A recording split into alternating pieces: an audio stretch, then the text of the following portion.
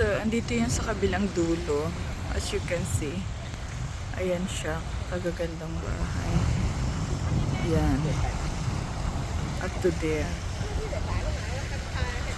So, marami siya doon. Ayan.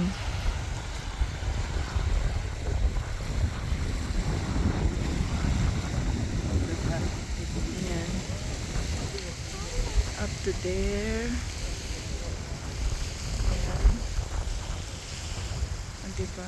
So maraming turistang pumupunta dito, guys. Ayan, katulad yan yung mga padating na yan. Ayan. So yung work ng bahay dito, so may number siya. So yun yung pagkakaalaman. Ayan, number ng bahay. In Brighton Beach, guys. So ayan. Makita nyo naman na daming turista na dumadayo dito. So first time nakapunta ni Ninang dito. Kung ilang taon na ni Ninang dito. Pero ngayon lang ako pumunta dito. So spring pa, so medyo malamig-lamig pa ang panahon.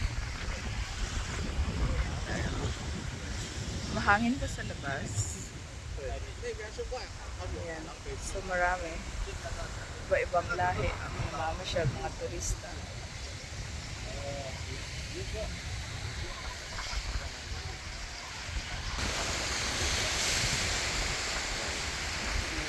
So magaganda naman talaga yung ano. Tsaka ano din siya.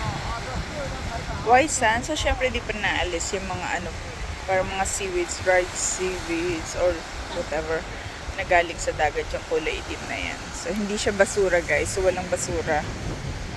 So yan. Beautiful Brighton. House in a box.